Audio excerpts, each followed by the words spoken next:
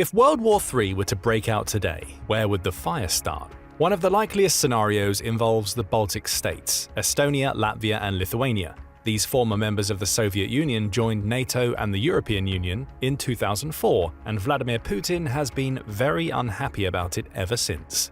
In fact, he resented the independence of the Baltic states from the day they freed themselves from Moscow's grip.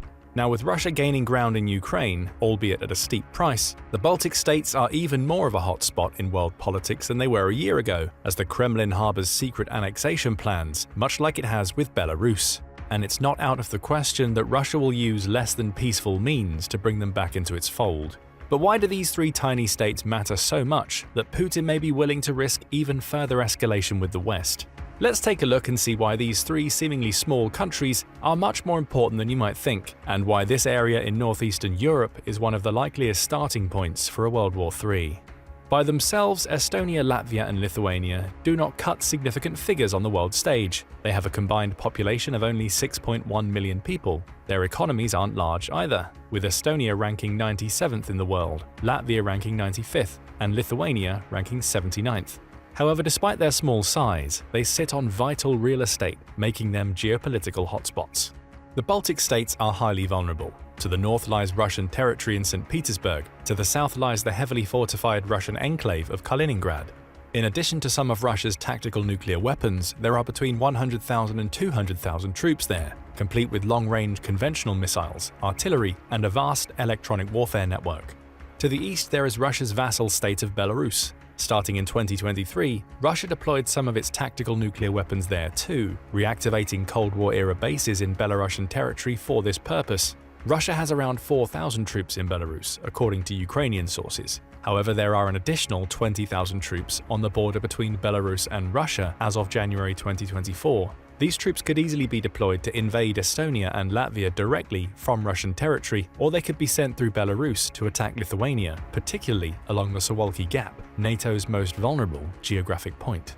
The Suwalki Gap is a 62-mile stretch of border between Poland and Lithuania. Belarus sits on the eastern end of this line, while Kaliningrad is to the west. This small but volatile piece of real estate came into the crosshairs in June 2022. In response to Russia's invasion of Ukraine, Lithuania announced that its national railway would prohibit certain goods leaving Kaliningrad to transit through its territory. These goods included coal, metal, and building materials, amounting to about 50% of the total commerce coming from Kaliningrad across the Suwalki Gap. Anton Alikhanov, the governor of Kaliningrad, responded by saying that Lithuania's move was a serious violation. A pincer operation along this narrow stretch of land would secure a long-desired land bridge to Kaliningrad from Russian territory and cut the Baltic states off from the rest of NATO by land. Russian forces would greatly outnumber the militaries of the Baltic states along this narrow front. Once the Suwalki Gap is secured, Russian forces in the south will be able to sweep northward to create another pincer on the Baltic states, with their comrades coming from Russian and Belarusian territory from the east. Russia has historically sought naturally defensible borders. Unfortunately for Moscow, because the country sits at the broadest part of the European plain, it's hard to acquire natural defensible frontiers. Before the war in Ukraine, Russia's border with NATO was about 766 miles. The entrance of Finland into the alliance in 2023 added 830 more miles of border to defend. Annexing the Baltic states would reduce this border by about 316 miles by removing the existing border with Estonia and Latvia. It would also give Russia a much more naturally defensible border, since it would now sit on the Baltic Sea. Defenses in the area could be linked up with the fortifications and garrisons in Kaliningrad thanks to the new land bridge. This would create a formidable defense network, acting as a severe threat to Poland and Finland. Russia would also reverse its fortunes in the Baltic Sea. Thanks to Sweden's recent entry into the alliance, the Baltic is now a NATO lake, with Russia left with only two small rumps of territory there, around Kaliningrad and St. Petersburg. This is a complete reversal of the situation that prevailed in the Cold War, where the Baltic was for all practical purposes a Soviet lake. In the event of a Russian annexation of the Baltic states, Russia will be able to project more power into the sea and restore a more favorable balance with NATO there. The Baltic Sea is one of the world's busiest shipping areas and vital to the economy of Europe. Roughly 15% of the world's maritime trade transits through these confined waters, including much of the trade in Russia's vital energy industry. Even now, a third of Russia's crude oil exports come in tankers, which move through the Baltic and past the Danish Straits. Before the invasion, all of Russia's oil exports through the Baltic went to Europe. Some of these exports still do, but the lion's share of them now go to Egypt, Turkey, India, and even China. Increased energy purchases from China, India, and Turkey in particular have proven vital in Russia's ability to stabilize its economy following the sanctions imposed by Western countries and their allies from February 2022 onward. Russia has avoided the worst and has been able to sustain its war effort thanks to these new relationships. However, its loss of nearly all power in the Baltic means that its trade remains vulnerable, and it now has almost no say in the course of commerce that goes through this narrow and busy area. Cutting off this trade would devastate Russia.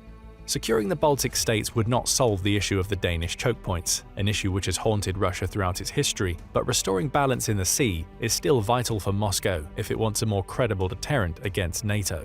Being able to threaten the shipping of NATO countries would help to keep its own maritime trade secure. But Putin is not interested in the Baltic states simply for strategic reasons. Above all, he is an ideological revanchist. He is famous for referring to the fall of the Soviet Union as a tragedy that reversed centuries of Russian territorial and cultural expansion. He further claimed that the Soviet Union's collapse separated the people of Russian ethnicity or cultural ties from their historical motherland. In his 2021 essay that most consider his justifications for the invasion of Ukraine, entitled "On the Historical Unity of Russians and Ukrainians," Putin argued that extreme Ukrainian nationalists sponsored by the Western powers were attempting to further separate the people of historical Russian civilization from one another, even enlisting neo-Nazi elements to do so. The large presence of ethnic Russians and Russian-speaking people within Ukraine's borders further lent to his arguments that Ukraine had not been a historical nation separate from Russia. Furthermore, he believed that these Russians needed protection from the radical elements sponsored by the West. Putin viewed Ukraine's internationally recognized borders as ahistorical constructions imposed on the world by the Western powers. Historians roundly dismissed his claims as propaganda, but he had power, and he nevertheless used it to invade Ukraine, whether he believed in his propaganda or not. This is bad news for the Baltic states, particularly Estonia and Latvia. 25% of their respective populations are composed of ethnic Russians. Lithuania's population is only 4.5% Russian, but it shares the historical experiences of its neighbors. All three of the Baltic states were annexed by the expanding Russian Empire in the 18th century. The three only declared their independence from Russian control in 1918, following Russia's defeat in World War I and the dissolution of the empire. The Soviet Union did not meekly accept this, however, and as a consequence of World War II, all of the Baltic states were put back under Moscow's control. Independence was regained from the weakening and fall of the Soviet Union. Lithuania declared its independence from Moscow again in 1990, even before the Soviet Union's end.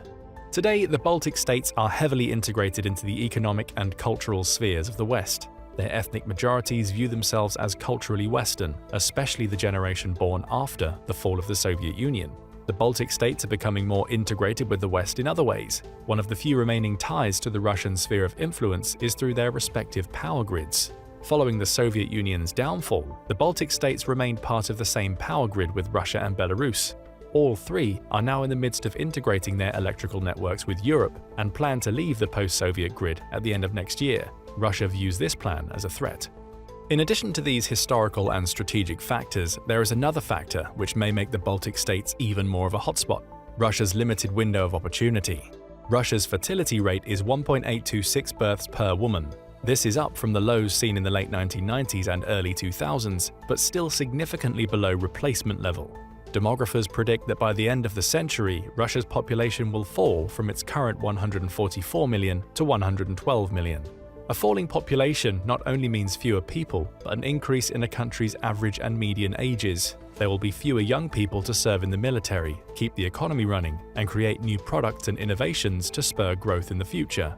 This slow but steady demographic transition means that Russia is running out of time to regain the lost territories and people that were once part of the Empire or the Soviet Union. It need only look to its rival Ukraine to see a preview of its future. The average age of Ukrainian soldiers was between 30 and 35 when the war began, but has risen to 43 before the end of 2023.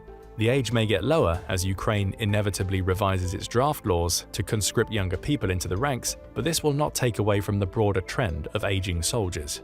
Similar data is not available for Russian soldiers, although they are thought to be a little younger on average than their Ukrainian counterparts. Nevertheless, those soldiers are old by the standards of most wars. In World War II, the average age of a soldier in the Red Army was likely in the early 20s based on casualty data. As Russia ages, it can expect to face similar problems in its military. It will also need to spend more money on elder care. Point being, if Russia wants to reclaim its imperial and Soviet borders and bring its ethnic, linguistic, and cultural diaspora back under Moscow's control, it must do so in relatively short order, before the effects of an aging population set in and it finds itself forced to return inward to deal with the problem.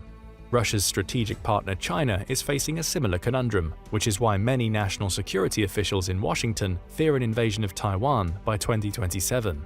Putin's decision to invade Ukraine 2 years ago, much as it shook a world that had largely come to believe that conflict was a thing of the past, it's not surprising in this historical and demographic context.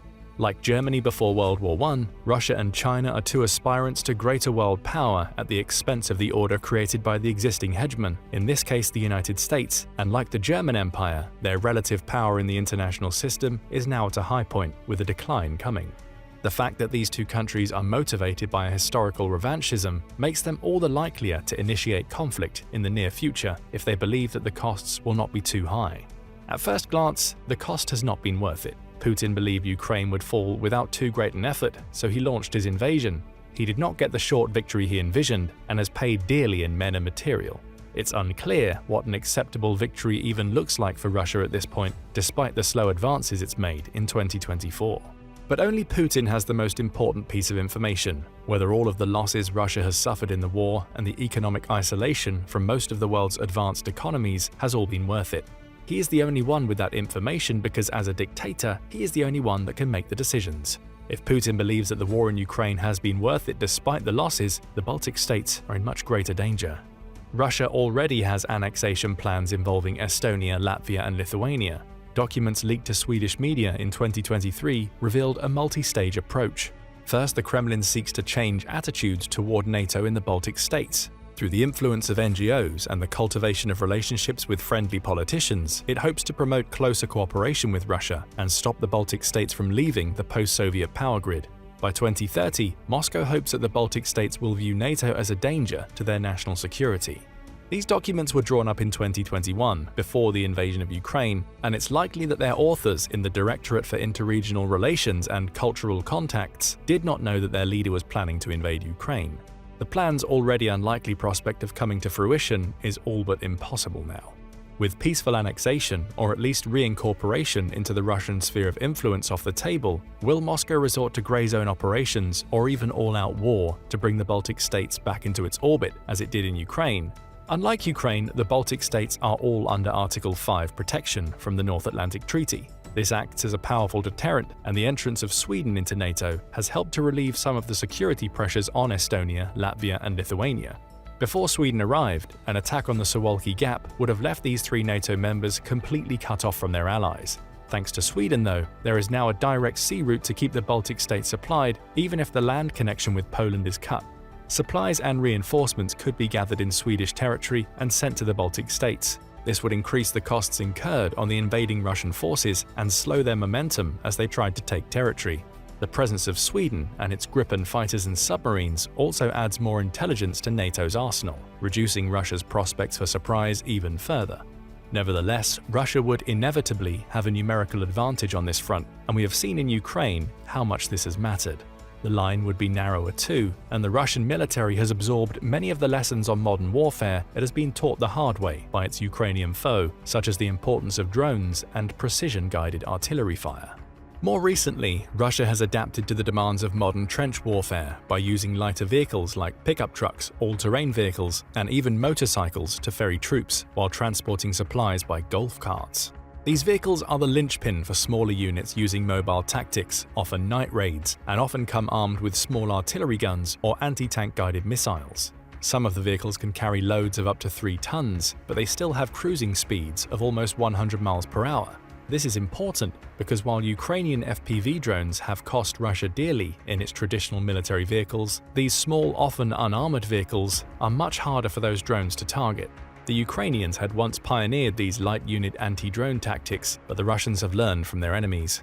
These modern stormtrooper-style tactics have been one of the keys to Russia's slow but steady advances across previously unassailable land in 2024. they have had some success in breaking through the screen of Ukrainian FPV drones.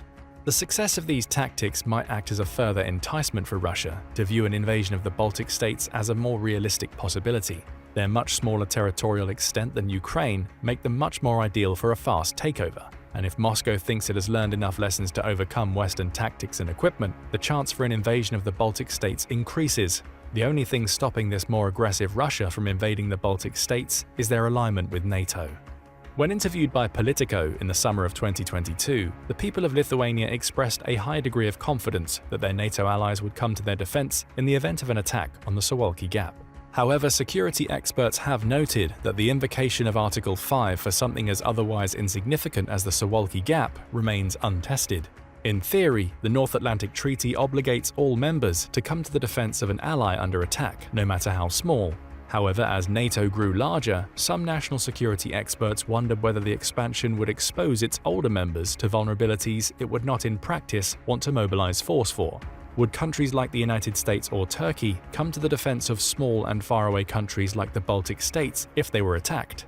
In the case of Lithuania, for example, would the other members of NATO want to risk a wider war and maybe even a nuclear confrontation for the sake of a largely uninhabited stretch of land along a remote 62-mile border? The American public, for example, is war-weary, and aid to Ukraine has proven controversial in its divided politics. Would the public accept a deployment to Eastern Europe to defend this seemingly inconsequential part of the world? This question is not a mere abstraction. China has already proven the concept in the South China Sea when it seized control of the Scarborough Shoal from the Philippines in 2012. This piece of real estate falls under the Philippines' exclusive economic zone under the UN Convention on the Law of the Sea. China, however, gambled that the Philippines would not use military force to defend it, much less any of its allies. It has done the same with its expansion into the rest of the South China Sea, ultimately betting correctly that no one would raise too serious a challenge to defend the international status quo. A court finding in 2016 invalidated all of China's claims, but it has ignored the ruling. Russia has watched the progress of its strategic partner carefully, while increased aggression against the Baltic states as it remains at war with Ukraine seem out of the question. What will happen when the conflict concludes? If Russia walks away with more substantial gains than expected, would Western leaders be willing to use military force to defend the Baltic states in the face of grey zone and salami-slicing operations, or even an outright annexation, as Russia has reportedly planned? What do you think? Is this small part of northeastern Europe one of the likeliest places for World War III to start? Don't forget to let us know in the comments. Also, make sure to hit the like and subscribe buttons for more military analysis from military experts. Now go and check out how war in Ukraine is de-Russifying Baltic states, or click this other video instead.